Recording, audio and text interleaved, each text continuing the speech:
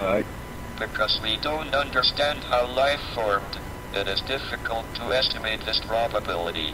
The likelihood of a complex molecule like DNA being created by random collisions of atoms in a primordial ocean is fantastically small. In an infinite universe, it would happen in some places, but they would be very far apart. If we want to find advanced intelligent life, our best bet is to listen for radio signals.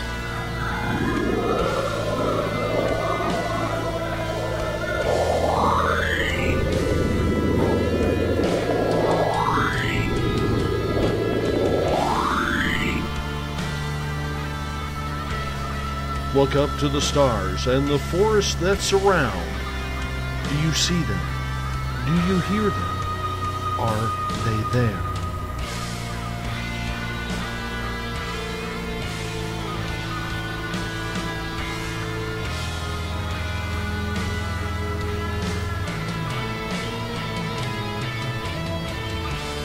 SpacedOutRadio.com presents S4 with Forest Moon Paranormal's Eric Cooper and friends. Also, take the time to join the Forest Moon Paranormal Facebook group. I knew I should have made a left turn at Albuquerque.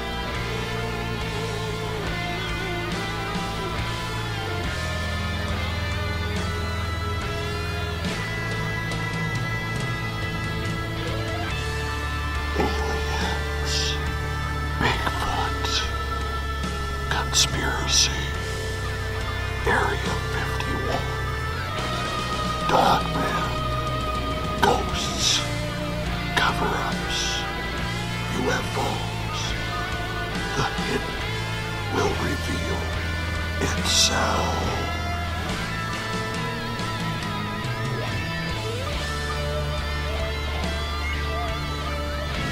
That's one small step for man, one giant leap for mankind.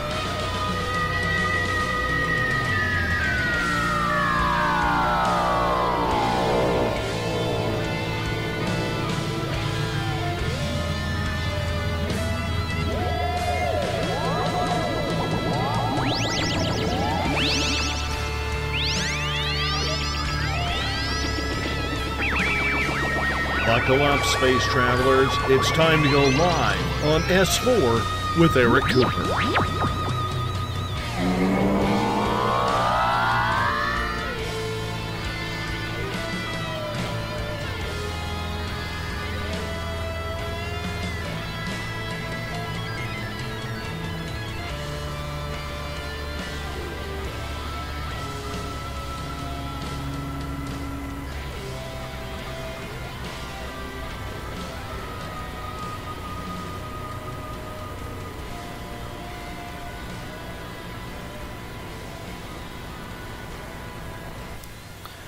Good evening, ladies and gentlemen, and welcome to S4 with Eric Cooper, broadcasting live from the beautiful mountains of concrete. And without further ado, here is your host, Forest Moon Paranormal's own, Mr. Eric Cooper.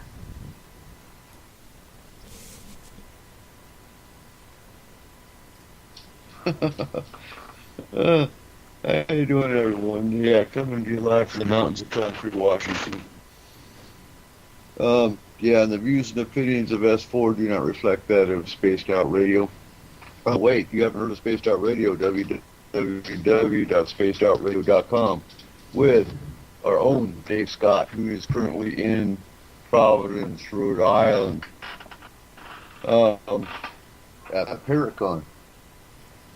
So, I'm winging it tonight. I don't have any notes or nothing. Tonight we're doing a Mother's Day show, but in light of current events tonight, where the Astral team was actually dealing with another abduction case, we're going to discuss some aliens as well a little bit later on.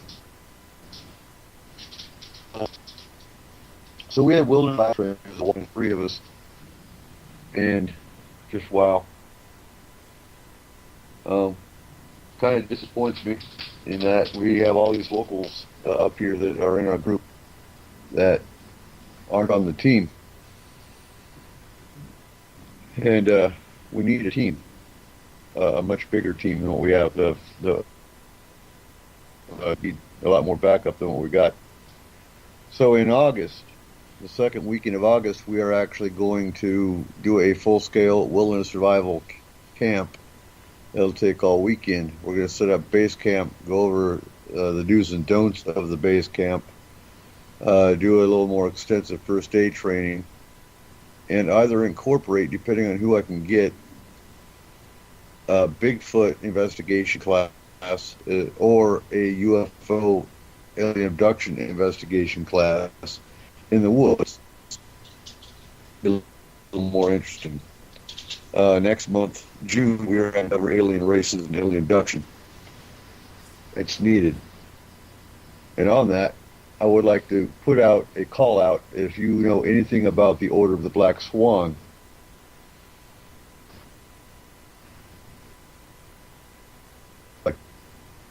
About these. So again, if you're familiar with the Italy version of the Order of the Black Swan, I wish Christopher was in the chat tonight. He's not. He knows a little more than I do. The line's good. So, Paracon is coming closer, and we might have a vendor coming out of Minnesota. That'd be kind of... So how's your mother, Corey? What's your family? What's that? Say that again.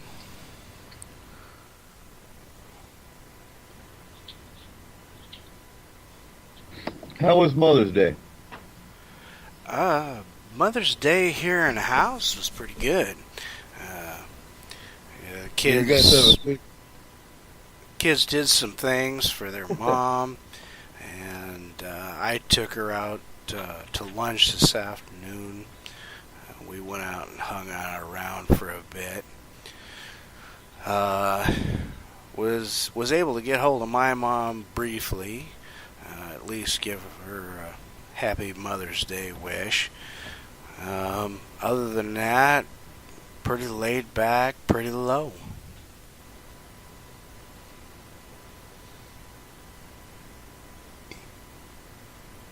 Good deal, good deal. Yeah, we went to my parents' house, had a barbecue, looked at our garden spot, and that brings us to, and I'm reading what Catherine just wrote. Ask and you shall receive. The Order of the Black One I'm looking for has nothing to do with night. Yeah, that's not the one I'm for. And it's not the right symbol. I've seen that. The same Order of Black Swan. And yeah, that's to be confused. The Order of the Black Swan for family in Italy, consisting of families that were killing aliens back in the 1700s, and their contact information is much needed. A secret society / underground type group at this point in time, due to the nature of what they do.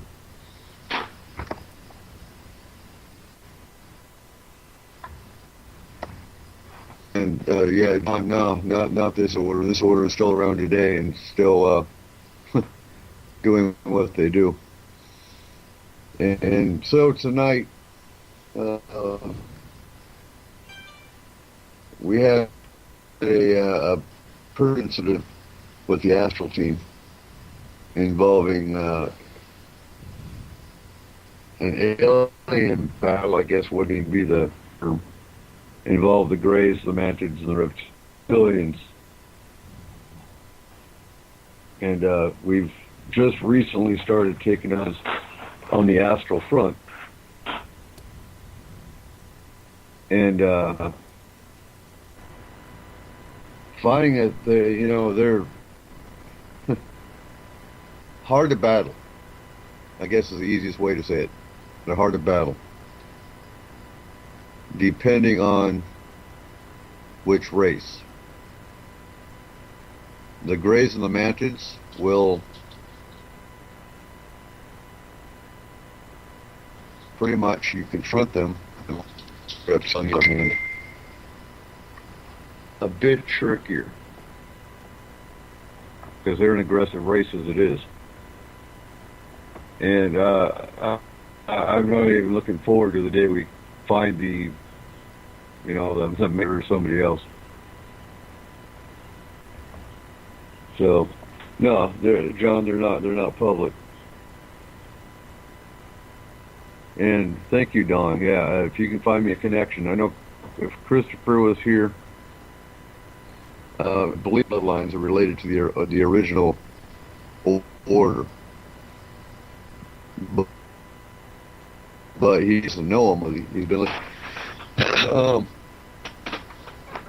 so with that, we are going to be doing some extensive race training on the astral side,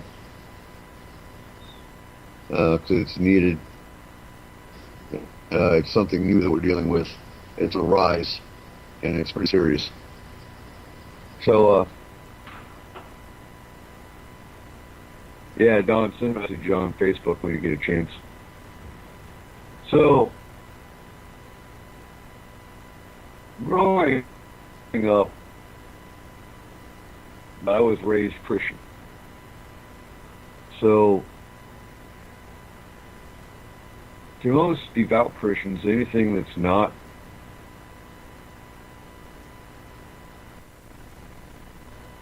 that would be a demon. And that's pretty much how I was raised, is, oh, yeah, there's no such thing as ghosts or spirits or UFOs, because they're all demons. If they're not in the Bible of God, then they got to be of the devil. So that's how I was raised. I went to church Sunday morning, Sunday night, Wednesday night. My life. But I never fit in. That wasn't my religion. And so I would take what I learned in church or Sunday school or Christian school with a grain of salt. And that's all through childhood. And then I go up in the woods and ground and follow the animals and be pagan. That was my calling. And I'm very bad. And my parents all went pagan.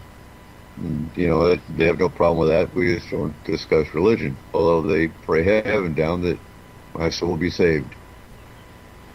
Every chance they get. But with the paranormal, did I have paranormal events? Yes, I did. And I knew they weren't normal. I knew they weren't, deep. They weren't normal.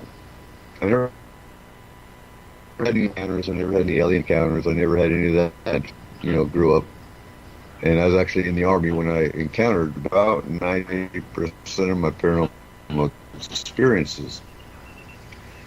And, some of you have heard the story, but when I was about anywhere between the age of 12 to 14, I can't remember exactly. I know my knee popped when I was about 12. And I was in a race, and my parents weren't home. And neighbors called and said, your cows are out.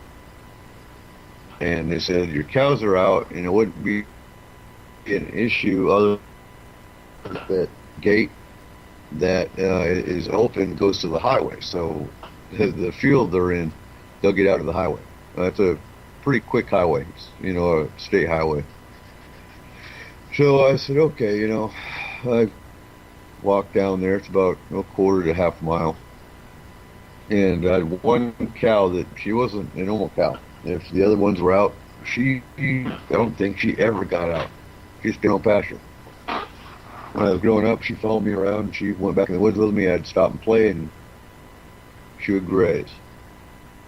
So, sure enough, I went to this back pasture where the cow was standing. Yep, the cow's up.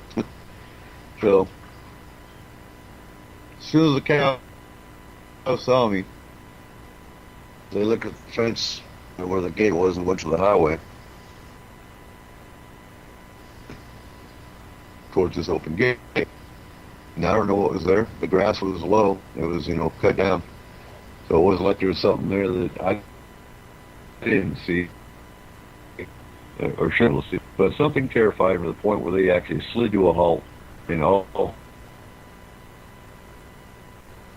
spirit was an alien. I have no clue. Still don't to this day. All I know is it terrified the cows, and they ran all the way back to the barn, which, like I said, was a quarter mile. And cows usually don't get terrified that easy. So I just shrugged my shoulders and said, that was weird, and walked back to the house. That was my first significant growing up paranormal experience. I remember one, since we're on paranormal, I remember one case Mom took special care with dealing with strange people, and we had this, according to her, demonically possessed woman in the backseat of our car. And personally, I think she was schizophrenic. So that was me growing up. How about you, Corey? Well, me growing up when I was much younger, I lived with my grandparents.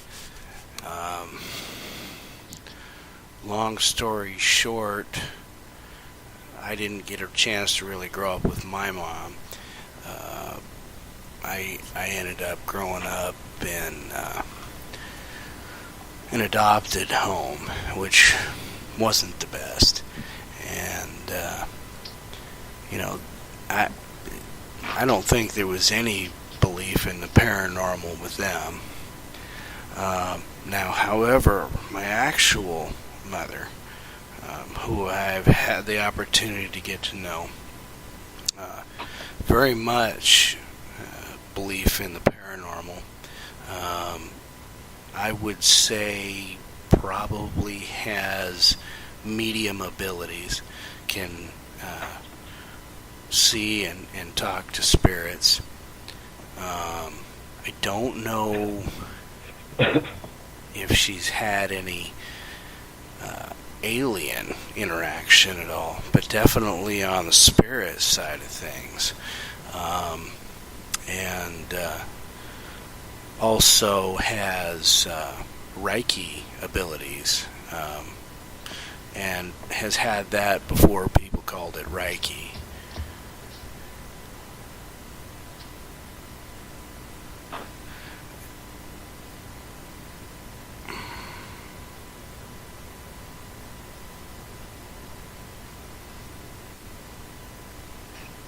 Yeah, Reiki is energy healing. Yeah.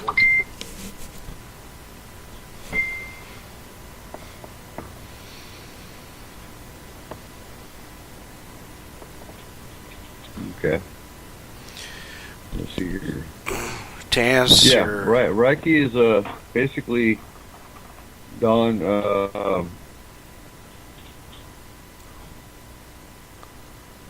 ahead. Hey, I was just going to answer Don's question there. Reiki is the ability to use your own energy No, go ahead. to heal other people. Mostly with physical ailments. Can help with really sore muscles and all kinds of different stuff like that. But it's the ability to use your own energy source to heal others.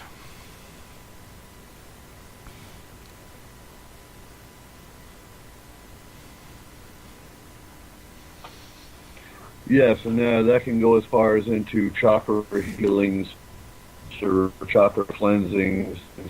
It's all pretty much the same energy. We do that remotely as well when we're on astral cases,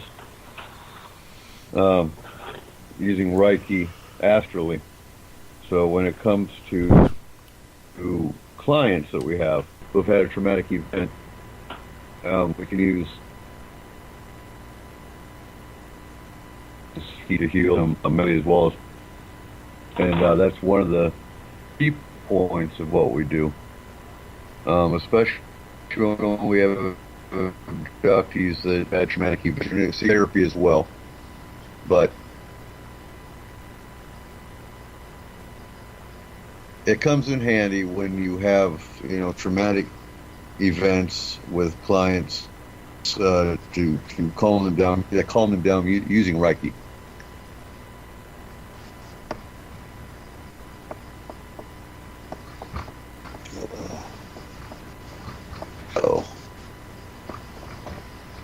Now, tonight we're discussing parents, mothers specifically, and I want to bring up children in the paranormal tonight. We can't cover this enough. I know we've covered this in past shows, but when it comes to child cases, they are important, and they cover. I'm sitting here looking on my computer for a file, but they actually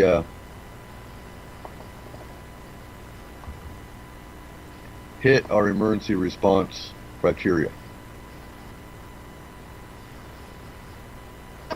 because when it comes to the parent, and two parents don't take it serious.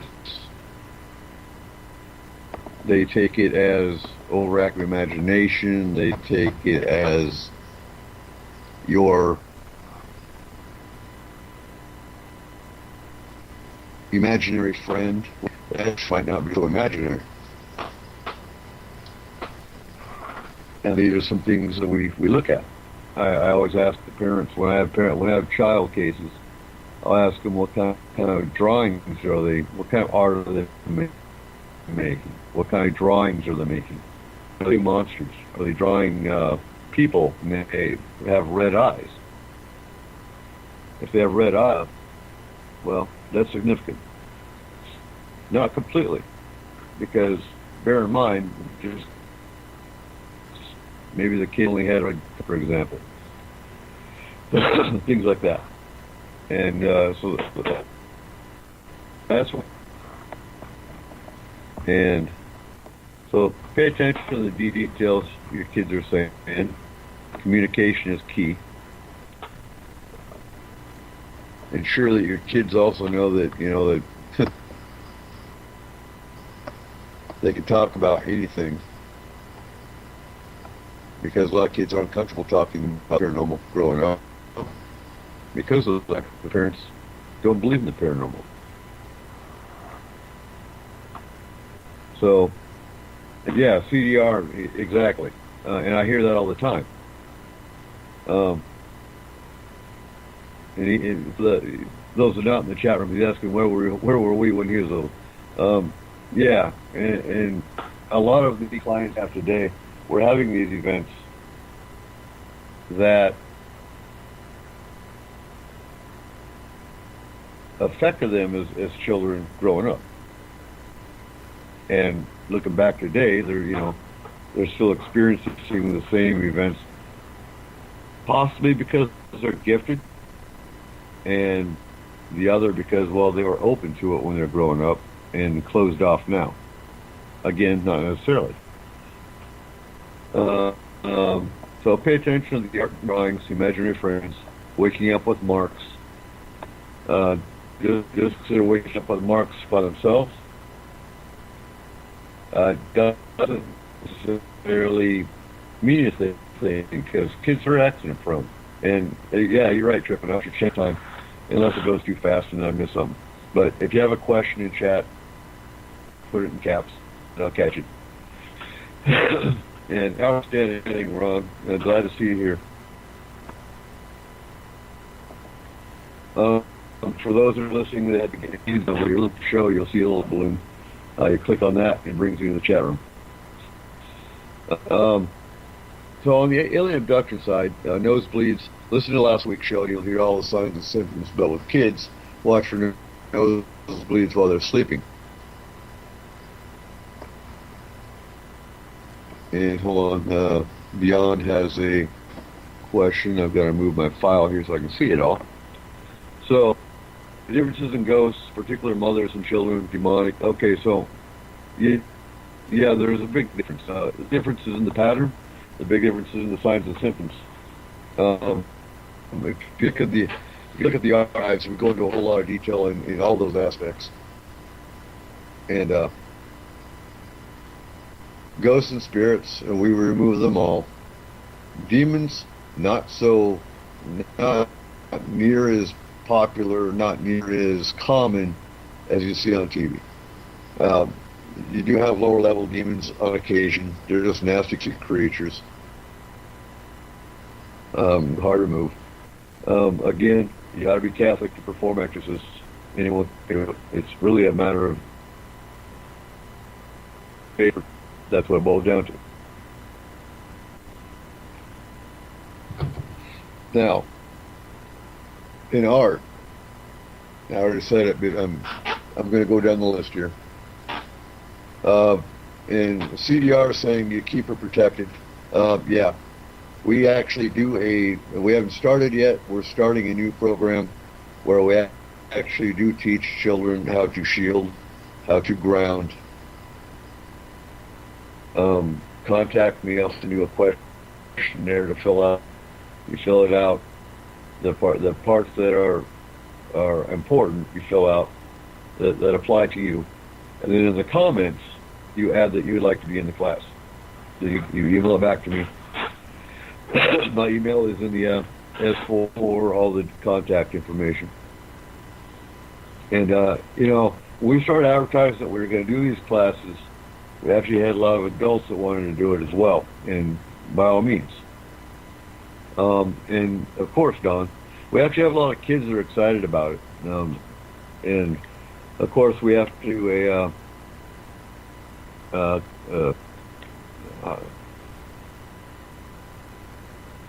a form saying the parents approve. There we go. I'm a little bit drained tonight because I was watching the cases we were doing it, so bear with me here.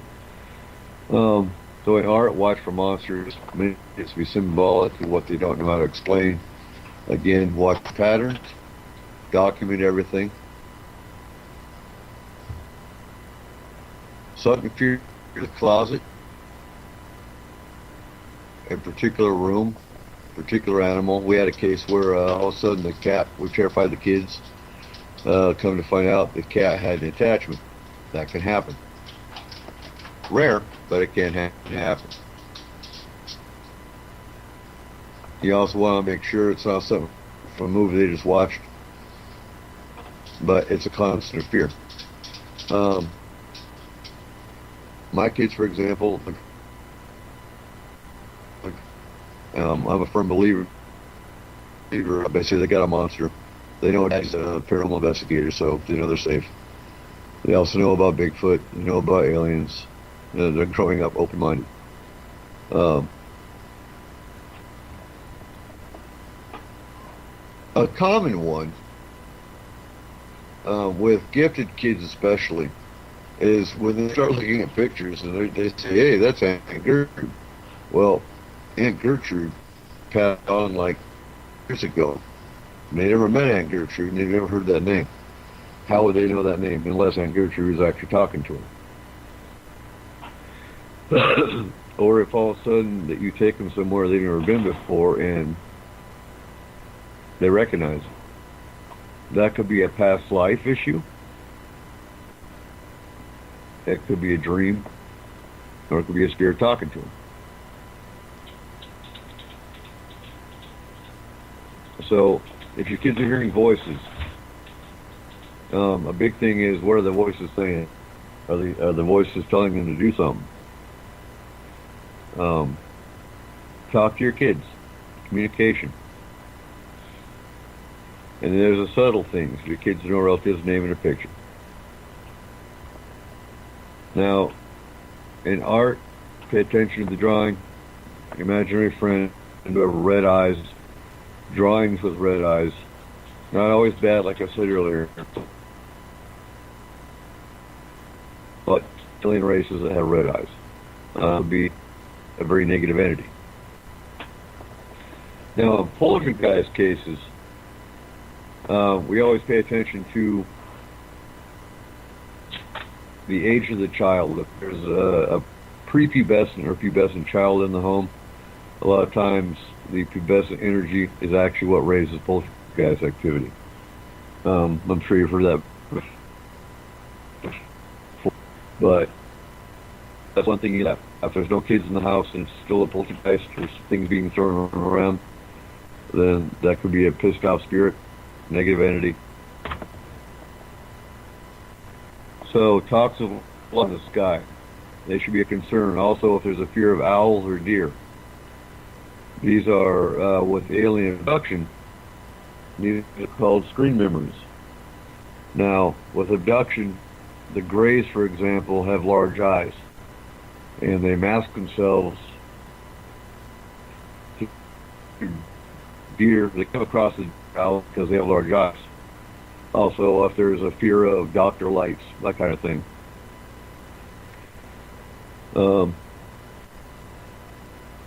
These are screen memories that the aliens use. Christopher, I'm glad Christopher Fisher's in the chat. I need you to email me as much as you can about your family history and the phenomenon with the Black Swan.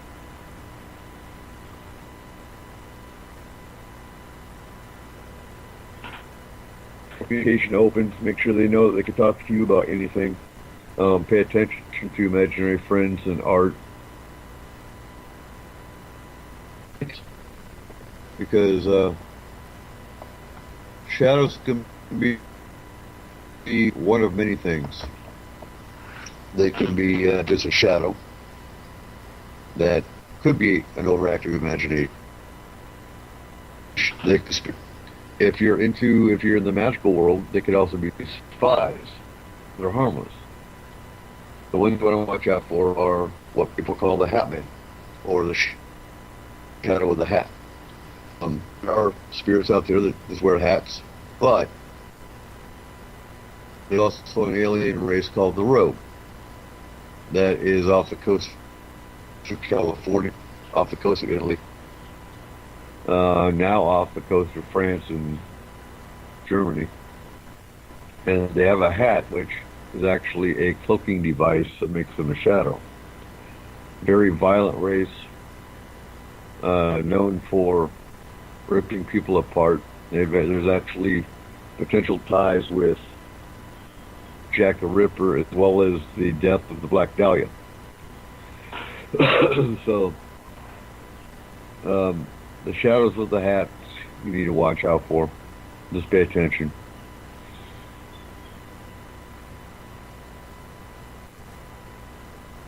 You got anything there?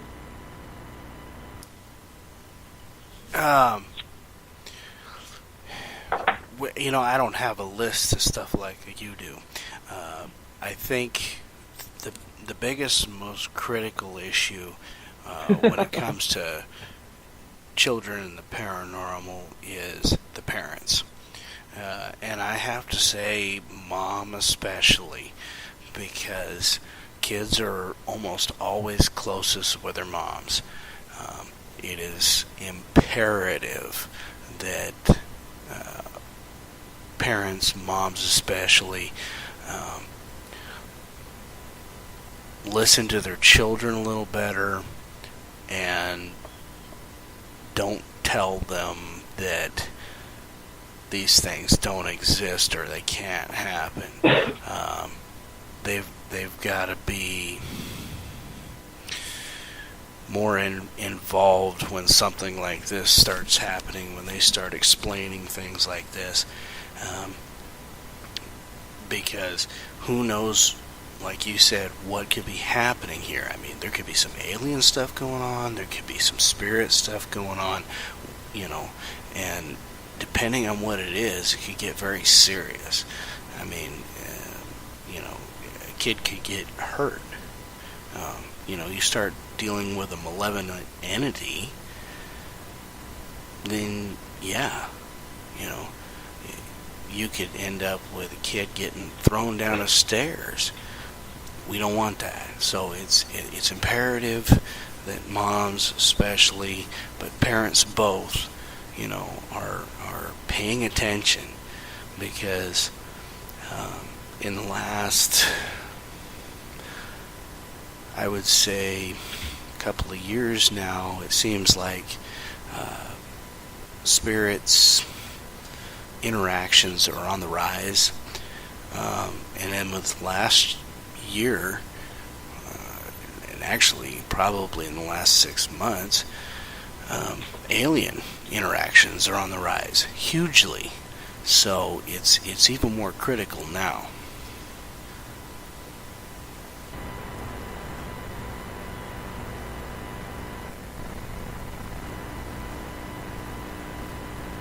Totally. And so we got any questions that I'm watching here? So that pretty much sums it up for the aspect. And kids in the paranormal. Again, I want to be in the class. Shoot me an email, and I'll get you an application, and we'll set a date. Because we haven't actually started doing the class. We'll be in a Facebook chat format, because we can upload on how to ground, how to teach your kids how to shield and ground. And now I'm going to hit, and we're going to go to the Order of the Black Sun, the history of it. We would have thought before,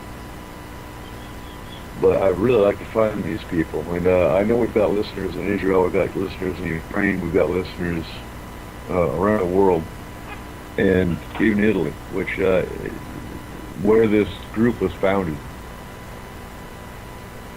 So hopefully we'll start getting some information fed in. And again, they will be kept completely confidential, because that's what we do in Forest Moon. But it is the Ordine del Signo Nero, or Order of the Black Swan. Not to be confused with the Knights in the higher order, which I believe was mentioned earlier in the chat room. They did fall apart. They are disbanded. He's got killing in other alien races that are malevolent for, well, since the 1700s.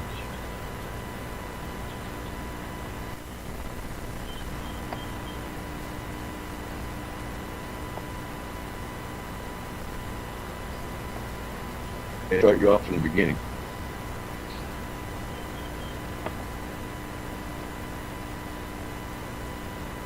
And if you want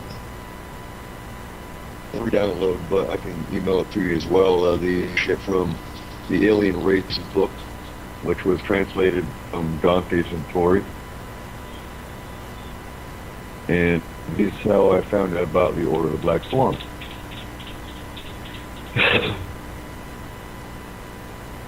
So we actually have new races that are coming here all the time. There's 15 different races that are here abducting humans, which we went into last week.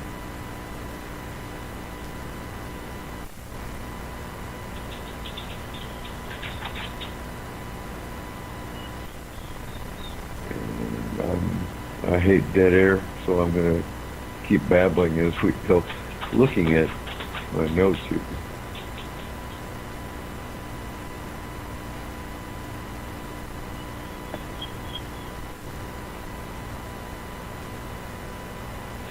And Don, yeah, my internet is on satellite internet. We are going to be switching over, and then we'll be on a internet connection. This particular connection happens to suck. Yeah, that's why we're running the studio. And what we could do is do a from my computer here at home, because every time we were running it on Coops, it just kept dropping. There would be anywhere from 3 to 20 restarts, and so we came over here and set it all up on mine so that we could have a good solid internet connection. and be able to do a whole show without interruptions, hopefully. So far, so good. So hopefully that continues, at least for now. Well, last week was our first actual...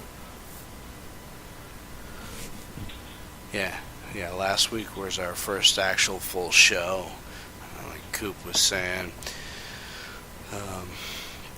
Hopefully at some point here he'll be able to get some better internet, and then we won't have to worry about it. Right now I Skype Coop in, and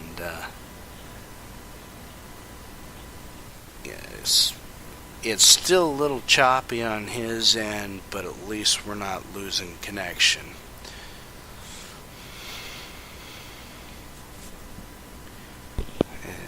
Yeah, Don. Exactly. I might be able to do some Skype and tomorrow so evening. Beyond wants to know.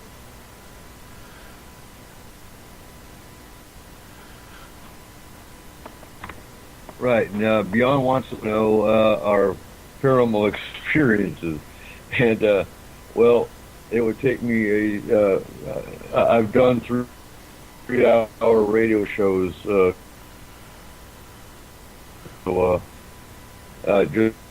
just really ideal things, 2 encounters. I've worked with abductees and UFO research since 1994 extensively.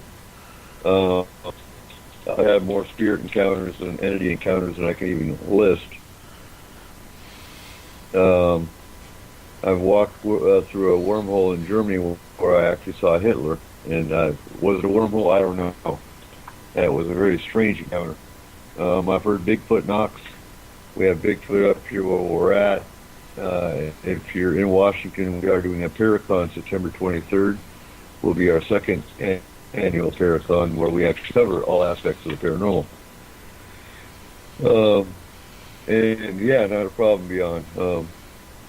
So I did 20 years in the Army. I had my first 2 sightings in Germany. My third sighting was in Iraq going over Syria. And as I said, I've worked with hundreds of abductees since 1994. And we've just recently started fighting aliens with our astral team.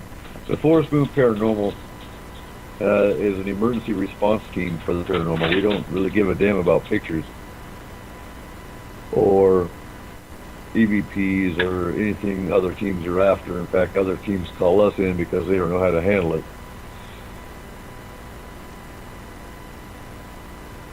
So we just don't believe in the word expert. There's no expert in the paranormal. We do everything free of charge. Everything's completely confidential. And we actually took care of our first abductee last week or 2 weeks ago, and he's still doing great.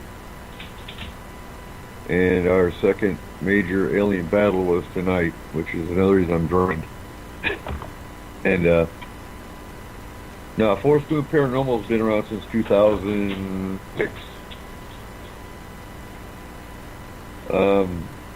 I personally myself have been in the UFO ET side since then. Forest Moon Paranormal wasn't around back then. So you want to share your paranormal experiences, Corey, real quick while I let my dog out. Okay.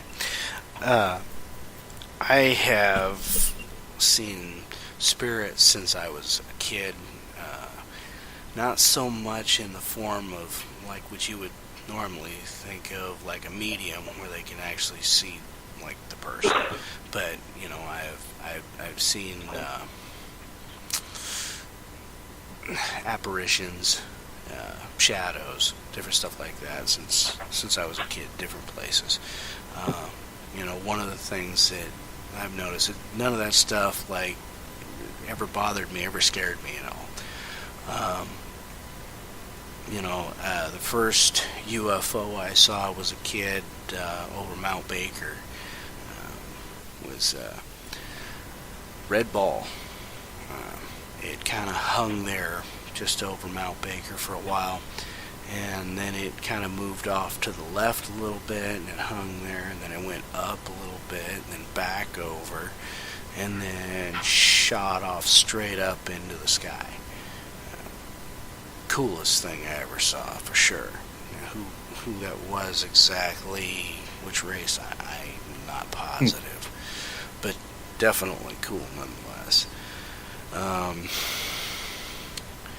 More recently, Mount Baker vicinity, where Mount Baker is in western Washington. That'll help you out, and you can look her up on Google Maps there beyond.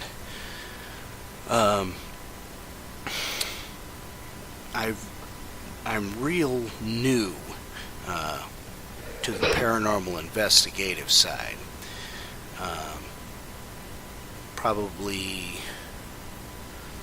I'm about a year into paranormal investigations at this point. You know, I've dealt with paranormal most of my life, but not really ever got to investigate, which is kind of nice to do now. The upside is you get to learn a lot. There's a lot more to it than you ever thought. The downside of it is exactly the same. You learn a lot, and not all of it is fun and joy and fuzziness. The stuff you see on TV, it's all crap. The only thing that I ever watch any of the TV for is some of the tech, because some of it's cool. Some of that tech I'm actually going to work on building myself. I'm going to work on building my own version of the SLS camera, which is going to be kind of an interesting little project. But,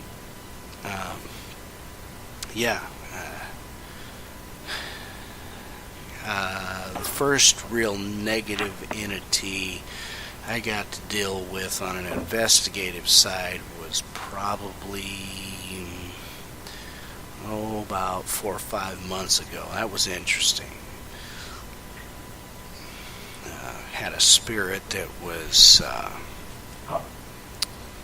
holding other spirits from crossing over, and me and I wasn't hanging out on Forest Moon's team at that moment. I was working with another team, which was a good team. They're since retired, but was still a good team at the time. And about 4 or 5 of us worked real hard and got a bunch of spirits crossed, and got the malevolent to back the hell off, and it was a good result. And for now, is for what I can think of with my tired brain, and that about sums it up.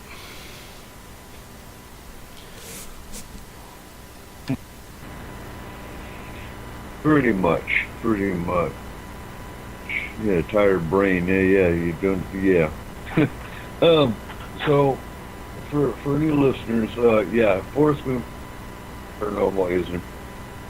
We actually do global. We have cases all around the planet. Because we have a remote team that works from the astral, and we actually do astral classes where we teach people how to astral travel and how to do astral combat, that kind of thing. And yeah, no problem. Dawn's asking if she has an old house and she wants us to check into it. We will. Again, send me an email, and I'll get you an application, and we will go from there. Right now we're dealing with some team issues. We're handling cases within our own team. That was one of the cases we did tonight.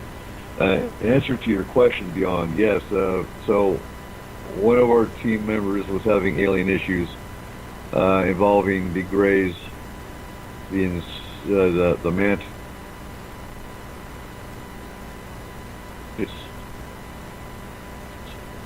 And so, yes, we were acting them astrally. And that sums it up. Again, Alien Races book, we'll go into all of them. Well, actually, not even a drop in the bucket, no, all of them. some of them. And so that's something doing. It's very draining. It's very time consuming. Chileans are pleasant to fight. They all cloak. Actually 3 matches tonight, and tonight was actually the first time the team's taken on a reptilian, and they're an aggressive race. They're a warrior race, and have technology. They have weapons, and we found that out tonight. And energy very quick if you're fighting the astral. We found that out.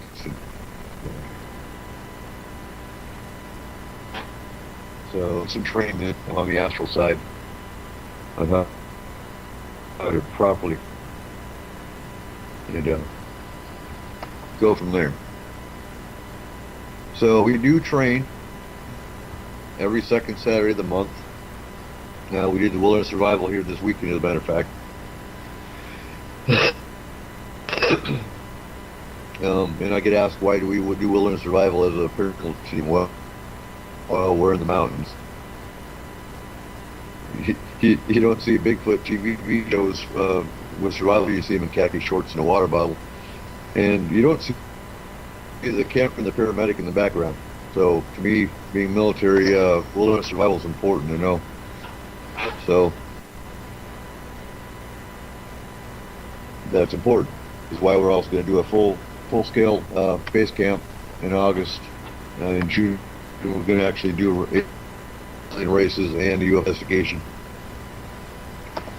And getting to the Order of the Black. So Torino or Chur is an alien hotspot due to location and other reasons.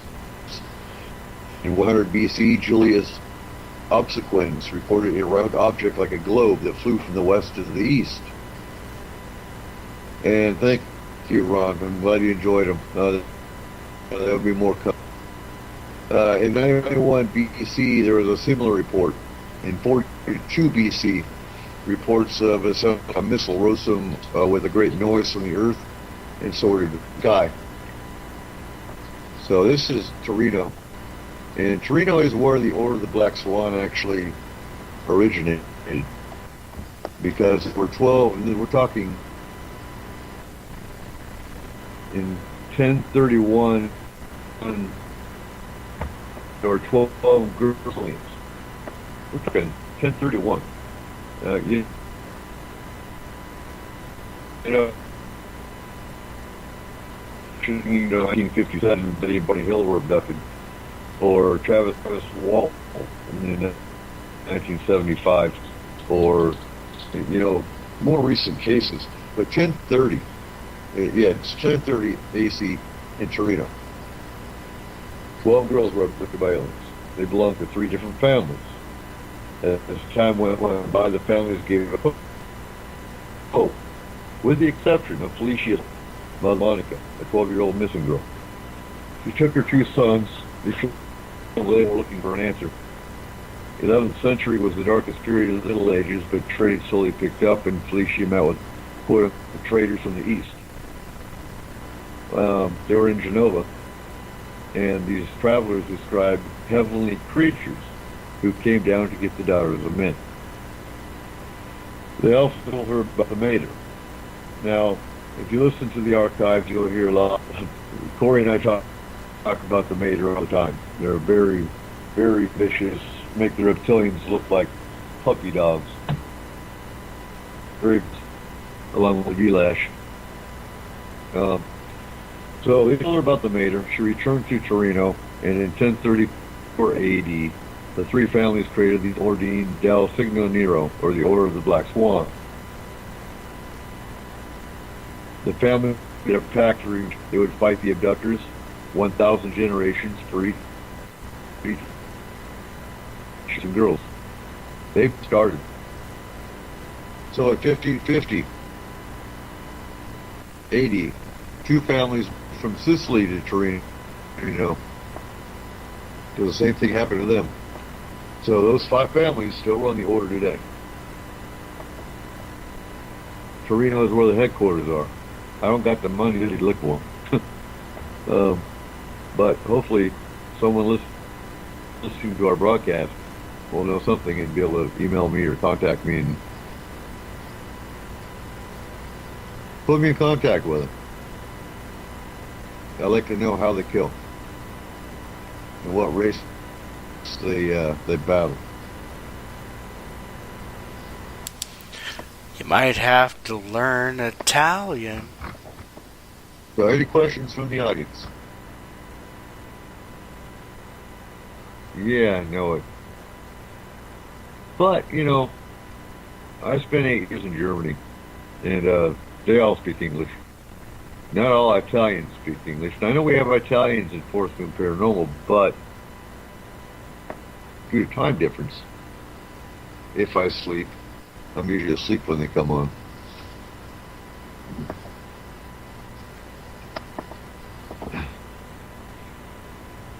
So Ron wants to know, are the world's military able to defend against invaders, or is this closure held silent because they are defenseless? If you need to ask that, then you know the answer already, Ron. Due to their technology and due to, well, we'll just say, yeah. This closure happened a long time ago. People are just waiting for the right president to come out and say, yep, they're here. But in the 1950s, when Eisenhower made the first contract with the Greys, he sold America down the river. Do you really think they want to come out and disclose there's aliens here when they're going to have to, they're going to want to have to, you know, tell everyone, yep, we sold you down the river. We gave the aliens permission to appear. Now, I'm going to clarify something here, because there's a difference between contactees and... I'll do it again. So contactees, these are the ones that welcome the aliens. They're the ones that talk to the aliens come, they're all friendly, they're benevolent, and in the 1940s, 1930s, 1950s, good night, John. I'm glad you came in. But they actually became friends. Now, you've got the Pleiadians. You know, you've got places here in Washington State that actually, you know, channel them. I have a hard time with channeling. Anything can channel. Can mean it's an alien. And some of the information that gets channeled, it just makes you shake your head sometimes. But contactees are the ones that, you know, they get the pleasant, you know, space brother experience. Here's how you change the world. Well, good luck with that.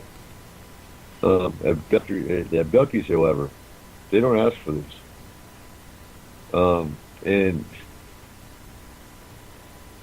we wind up talking about the same thing sometimes over again in a show, but it needs to be heard. Over the years, since the beginning of Force Moon Paranormal, over 2,000 different paranormal teams and groups. And I'm not even exaggerating when I say 1,000 teams and groups. You say paranormal, they are spirits, and they have no interest in UFOs because UFOs aren't paranormal. Well, I'm here to tell you they are. But out of 2,000 different teams and groups, maybe 20 of them dealt with alien abduction or UFOs. And that pisses me off. Because our team can come in and we can remove a spirit, an entity, even a demon, whatever. But until recently, you can't stop an abduction. Only recently, within the last 2 weeks, have we managed to stop aliens. And like I said, it's very dangerous and it's very time consuming. It's very energy draining for our team to go in and do this all the time. We've got to come up with another strategy on this. especially after tonight. So that's where I stand on it. It's me off. It's, you know, abductees are just as terrified, if not more, in my opinion. Some of them got tested by a spirit. Some of them got scratched by a spirit. And whatnot. So, I don't know. You know, the time sometimes you come to a loss. It's like, what the hell? What do we do next?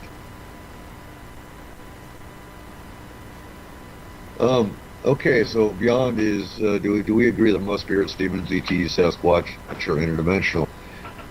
It depends. Sasquatch, I do believe, is interdimensional, based on the fact that you can have cameras, and you won't catch Sasquatch. Now, the camera turns. If you talk to Dave Scott from Spaced Out Radio, saw what looked to be a digital pattern that was cloaked and was making Sasquatch noises. That's interdimensional to me, especially the fact that you can go out into an open field, follow Bigfoot tracks, and he's gone. No trees around for him to climb up, just gone. To me, that's interdimensional. I've heard of cases of UFO landings where Bigfoot got out of the UFO, was collecting soil and water samples, got back into the UFO, and left. Spirits, no, spirits, most spirits are deceased loved ones, and you can usually tell that. You got many different versions. Some of them are stuck in time. They're reliving. They're kind of like a record. And these ones aren't intelligent. You can't communicate. There's no EVPs. They are just kind of stuck in a time lapse. Then you got the other spirits, where Aunt Gertrude died, and you can smell her perfume coming into your house, or you feel her energy, things like that. That's not interdimensional. Again, some think Sasquatch is natural. I can respect that opinion, but if you look at Native American lore, Sasquatch was interdimensional. ETs, some races are interdimensional, although it depends on the race. And again, you can go in the Fourth Moon Paranormal group and you can actually download the Alien Races book. Goes well. But yeah, great questions. And yeah, it's residual effects with the stuck in the loop. And then you got the non-human entities, which you could write a book about all the different ones. I'm not going to say go into them, but non-human entities, those are imps, those are the Jen. I'm lost. I'd have to have my astral team actually come in and explain that one. Yeah, you've got imps, the Jen. There you go, Jen. Lower and higher demons. Those are the most common.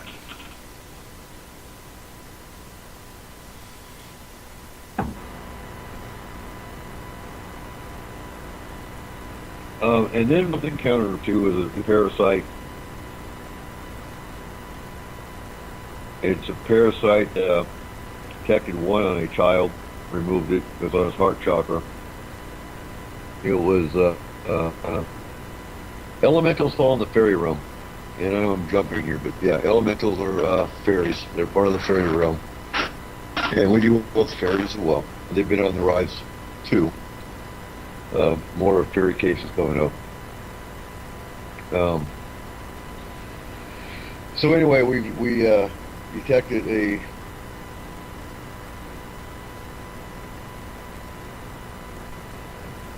she's bringing up yeah. Anyway, let me finish my thought. So we've encountered this twice. There's also the parasite that we encountered on another case that actually lowers your vibration, makes you susceptible to anxiety, depression. They can be removed. They're easily removed. And along with dwarves, gnomes, nature fairies, plant fairies. I like referring my kids to Tinkerbell. As funny as it sounds, cartoons, but the Tinkerbell is really accurate. As funny as that sounds, for a cartoon. Also, Guardians of the what's the name of that cartoon?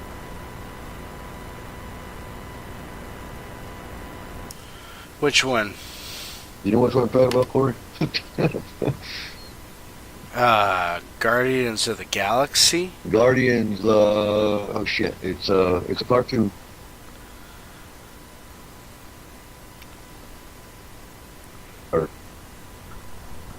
Anyway, I'm sure Trip will find it. Okay, so negative native entities. Yeah, you got the Wendigo, the Skinwalker, and yeah, we do encounter this well on occasion. But I do have a Native American on the team who handles their cases if they're local. So, yeah, I'm trying to think of the name of that damn cartoon.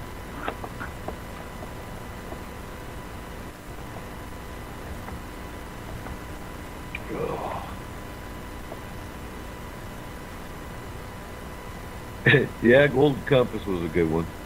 It was. And let's see here. What else do we want to bring up? I mean, it's a special episode tonight with Mother's Day. So, anything you want to talk about, Corey?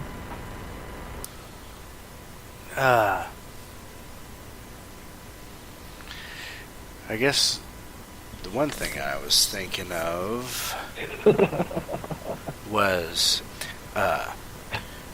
how hard it is to find paranormal investigative team members that don't just think this is weekend warrior stuff or just a hobby, who take it serious enough and show up and do training and are ready to go when it's time for boots to hit the floor. I think that's probably one of the hardest things is trying to find people that will be there and do it and take it seriously. It seems like we've got 4 of us on the team now that are pretty solid in that aspect, but it sure does seem hard to find more, at least in this area, that are ready to with the understanding, we know it's volunteer. This is all volunteer work basically, but ready to take it seriously, put some boots on the ground, and do the work. Put your thoughts in it on here, Coop.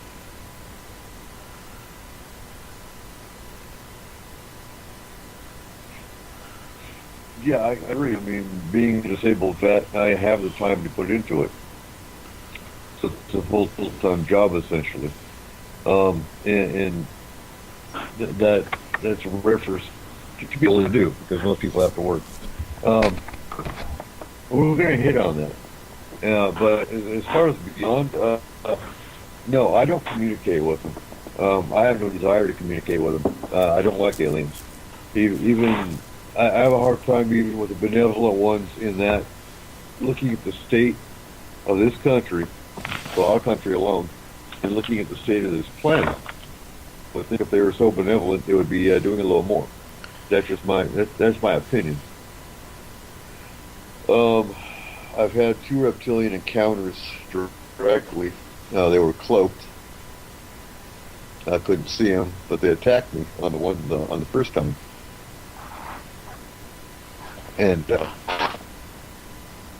I got an instant abdominal pain, an instant head pain. And I was surrounded by praying mantises. This is in Atlanta, Georgia. And it's going to sound weird, but I knew who they were without knowing who they were. And this lasted about 5-10 minutes.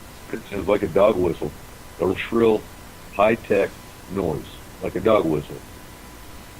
Hit my, I heard it, and it was gone. The second encounter I had with them was at Fort Lewis, Washington, about hour and a half to 2 hours south of us now. And they're on Fort Lewis, I know that much. And they're up here. No. The ones in Georgia, well, that's just reptiles. You're getting confused with the case we had. The case we had tonight happened in Missouri. So, yeah, we use technology. We use mediums. We also have scientists on the team. So, we're a well-balanced team when it comes to how we go about things. Our scientists in North Carolina, if we get meat analyzed or anything like that, we mail it straight to him and analyzes in his own lab at his house. So, yeah, good question, Ron. Ron wants to know how do we prepare for paranormal investigations? How do we protect ourselves? Basically, to prepare, I usually cleanse. I usually take a shower. Then I make sure my shields are up. I'm not going to go into shielding. It's a whole other class by itself. I have amulets that I wear. I have stones I use. Black onyx. Any kind of black stone actually is negativity. So we have stones that we use. We have amulets we use. We have shields we put up. Mental shields. Ideally, if we get a kid like the astral team, they go in first. They have their own methods of shielding and their own methods of protection, using spirit guides and dragons, using other means. They'll go in and make sure there's nothing dangerous, clear out anything malevolent. As far as removing malevolent entities, they can do that as well, or attachments. Sage is a very good one for cleansing. As far as removing attachments, we usually we remove them, we put them into a crystal, and they're basically trapped in the crystal, and then we remove it or by throwing it in salt water, whether it's an ocean, a bay, things like that. Some people say you can bury them, which you can't bury them. I wouldn't bury it on my own property, but you bury it and it absorbs into the earth. So that's how we prepare for a case, how we prepare for protection.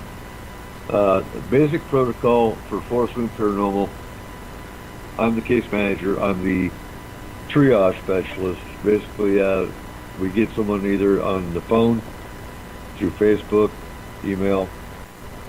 They fill out a questionnaire. I get a basic description of what's going on. I look at the patterns, figure out whether it's alien, spirit, other kind of entity. Based on location, we'll take it boots on ground if you're in Washington. If it's global, then the astral team gets contacted. If it's alien, extraterrestrial, UFO, then I handle it along with the astral team.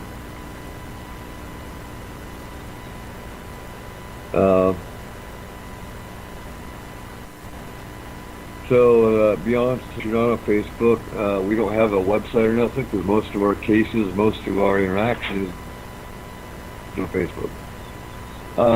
So Ron's asking, do we sage in a clockwise or a counterclockwise manner? So the basic way to smudge, you open up all your doors and windows. You start from the center of the room.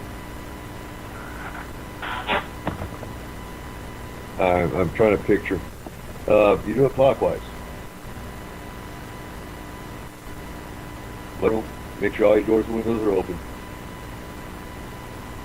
You such because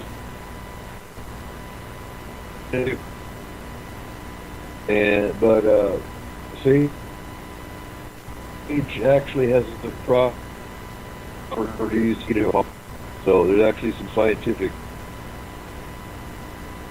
basis for using sage, which is, I believe, probably why Native Americans use it. And they already knew the properties of herbs and whatnot anyway. But a lot of people forget, you could sage a house all day long, but a lot of people forget the drains. I would take salt, I put it down the toilet, I put it down all the drains in the house because entities can come up your drain, up your sewer. Make sure you use salt water and you clean your mirrors, your windows. If you have carpets, salt them, vacuum it up. It's the properties you want. It doesn't have to have salt on the ground. Yeah, don't forget your closets. Get every nook and cranny with sage. Doesn't always work. We've had cases where our clients sage all the time. They still got negative entities. One thing people forget too is they get confused because they have their preacher come in. Their preacher didn't do really anything to remove it. Because you got to remember, if it's a human spirit, when they die, their personality doesn't change. If you're an atheist and you have a preacher come in, he's going to laugh at you. This is the bottom line. So to me, religion is nothing more than a control factor anyway. And that upsets some people when I say that.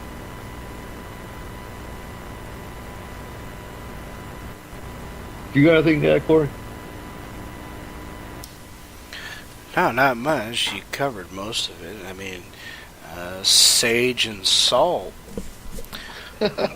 Those are basically the things you use most often for cleansing.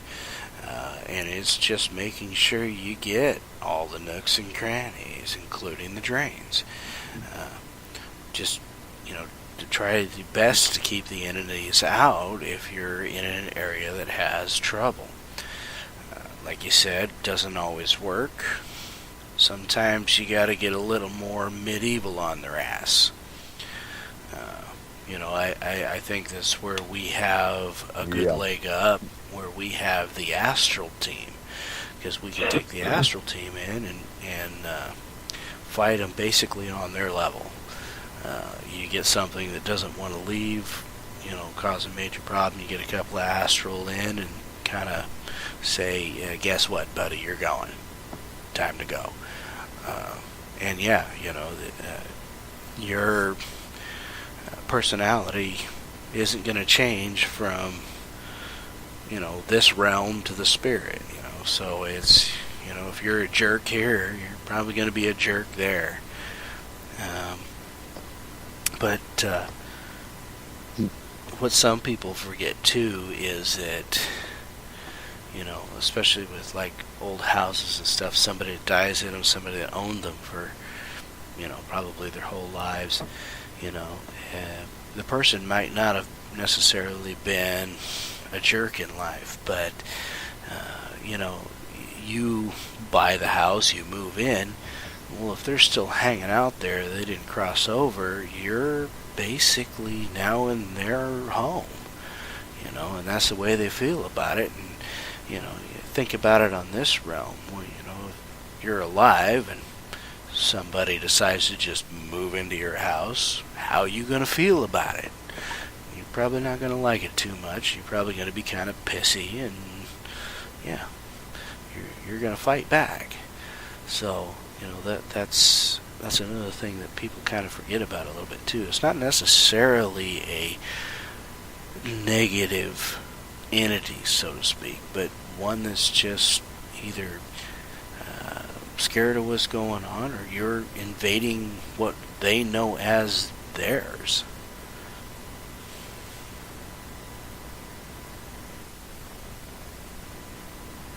Exactly, and again, I always say this, but I always compare them with the Others, the movie The Others with Nicole Kidman, because you see them as the intruder, but yeah,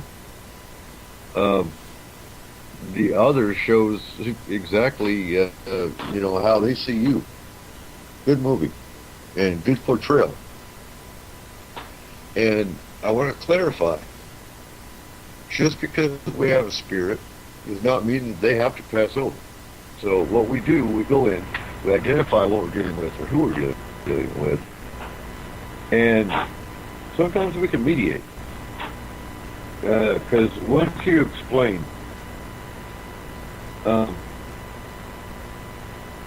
once we explain to them that, you know, you passed on, and you're scaring the dog and the kids. And they're going, oh, damn, I'm dead? Just to be blunt, you know. And they understand that they've passed on and they don't want to go anywhere. And the client's okay with them being there as long as they're not scaring the dog or the kids anymore. And sometimes, if you just mediate, you close the case with, you know, the spirit can stay. And other times, you do have to force them over. And we catch hell with that sometimes because, well, who are you? Who are you to make them pass over? Well, you know, when it comes to the client's safety and the well-being of their family, sometimes you do have to pass them over. Other times you'll walk into a care. The spirits do want to pass over, but they've got a malevolent entity or a very pissed off spirit that's got them trapped out there. And so you got to deal with a malevolent entity or the pissed off spirit, force them out, and then you can pass over the spirits because now their threat is gone and they can move on. Other times, hey, if they're not causing any problem, and like you know, I always refer to the spirit we have here in Concord. He's 22 years old, died in like the 1900s. He's having the time of his life. Why are we going to pass him over? And yes, BTO, you pass him over to the light. We have mediums that help us with that. The astral team does it all the time.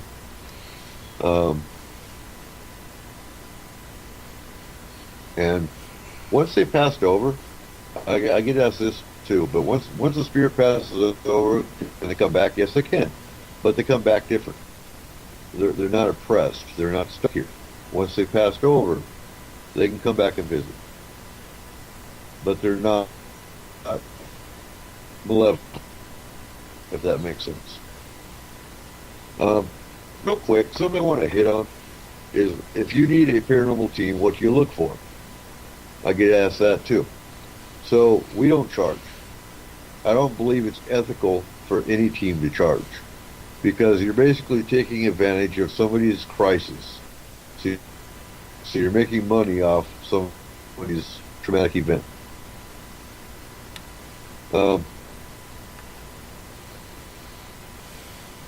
Also, ask this team how many cases they've done, how long have they been around, what's their, well, why do they do what they do? Why are they afraid? What do they do with the evidence? If they get evidence. Because you see too many teams out there that when somebody contacts them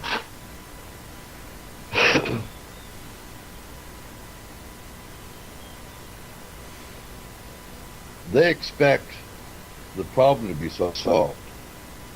They don't expect a team to just come in and take some pictures and get an EVP and leave. And most of the time when I get a call from a client, by the time they find us, they're in tears, they're terrified. They've already had a team come in and they left. And not only did they leave, but they've validated the fact that this client has a paranormal event going on. And now they're not going to help them, they're going to leave. Because they got their picture in their EVP. So, it really pisses me off.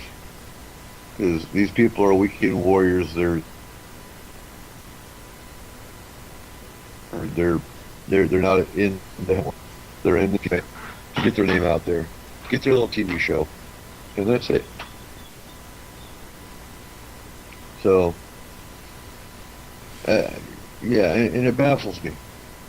And what else baffles me is how many times I've been asked, well, how much is it going to cost? Nothing. If you have to ask, then you've been talking to the wrong people. So,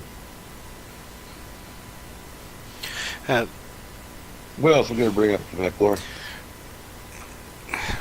Well, something I was thinking about here as we're having a conversation where they're talking about the light here in the chat room. Something to keep in mind is that the light is different for every person. It's not the exact same thing. For one belief system or person, it could be a river. I know that there's Asian cultures that believe that going back is this journey across a river. So that's probably what they're going to see. For some, it's a light. Others, it's a different colored light. That going home, as Beyond has been talking about, is, I'm pretty sure, the same thing that we're all talking about. It's just different for each person. One person, it may be not a light necessarily, but a feeling. It's very different from everything that I've ever heard for each person. I've heard lots of stories from near-death experiences where each one saw that go home as something different. Some saw a tunnel with a light, others saw just a bright light. Like I say, others saw a river. It's completely, yes, BTO, individually based. It would be a good way to put it.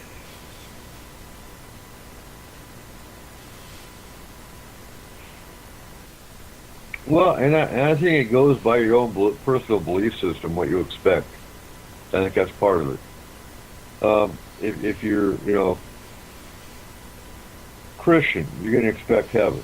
If you're atheist, you're going to expect dark. If you're, and so on and so forth. I think it's based on how you grew up, what your belief system is, things of that nature, which is why it'd be different.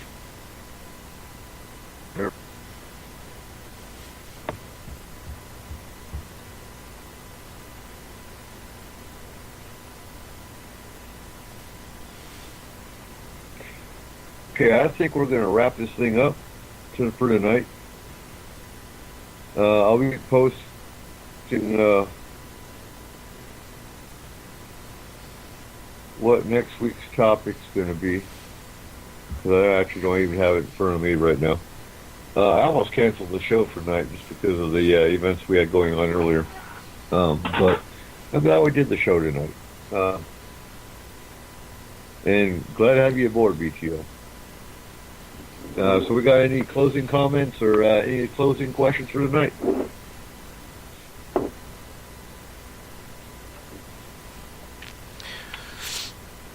Good night, Don. Like I said, shoot me an email. I'll send you a question there. I think we're going to wrap up here on a good note. If you got anything else, Coop, or do I need to hit the music?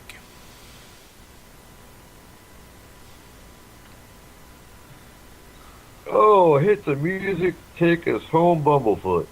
I And you will have a do good so. week, and we'll see you next weekend. Good night, everybody.